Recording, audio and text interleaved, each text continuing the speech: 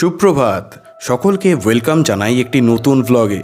আর প্রথমেই আজকে চলে গেলাম টিকিট কাটতে। না, ফ্লাইটের না, ট্রেনের টিকিট। আসার পথে দেখি এই মহাশয় দাঁড়িয়ে। আজ সকালে হঠাৎ ইচ্ছে হলো সাইকেলটা নিয়ে একটু বেরোই। অনেক বছর চালানো হয়নি। আজকের মোটো ভ্লগিংয়ের যুগে সাইকেল আমরা ভুলতেই বসেছি। নতুন বছরের এই সকালে আমার এই অপ্রত্যাশিত ইচ্ছে দেখে আমার বাড়ির লোক কিঞ্চিত অবাক, কিন্তু খুশিও হলো।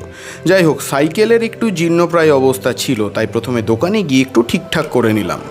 তারপর আমি বেরিয়ে গেলাম আমার পক্ষীরাজের পিঠে চেপে।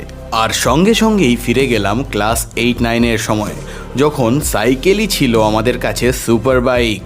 তোমরা হয়তো বিশ্বাস করবে না, কিন্তু সেই দিন সাইকেলে চেপে আমি পাগলের মতো এদিক আর ওদিক শুধু ঘুরে বেরিয়েছি। স্কুলে যাওয়া, পড়তে যাওয়া, মেলায় ঘুরতে যাওয়া, কিংবা কারোর তো প্রেমেরও সাক্ষী থেকেছে এই সাইকেল।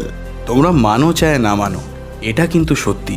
সাইকেল এমন একটি অধ্যায় যা আমাদের জীবনে না এলে জীবন অসম্পূর্ণই থেকে যেত। অনেক মাস পর হয়তো সাইকেল চালাচ্ছি আমি, আর অন্যরকম লাগছে একটু। আর মানে কি বলবো, ভালো লাগছে। এখন তো আর আগের মতো রেগুলার সাইকেল চালানো হয় না, খুবই কম। হ্যাঁ, কড়া হলেও সত্যি কথা। আজকে সবাই আমরা এতটাই ব্যস্ত যে সামান্য সাইকেলটুকু চালাতে পারি না। ব্যাপারটা সত্যি ভাবার নয় কি?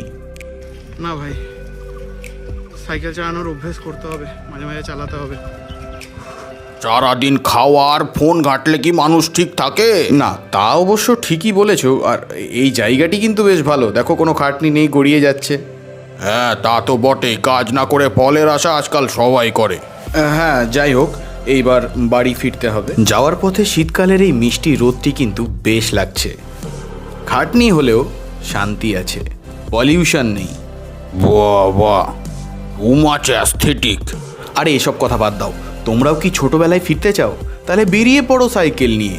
নো হেলমেট, নো তেল খরচা, পিওর প্যাডেল। আরে বাইক ভালো, মাঝে মাঝে সাইকেল নিয়েও বেরাও, মাঝে মাঝে হাঁটতেও বেরাও, দরকার বিশাল, সিরিয়াসলি বলছি।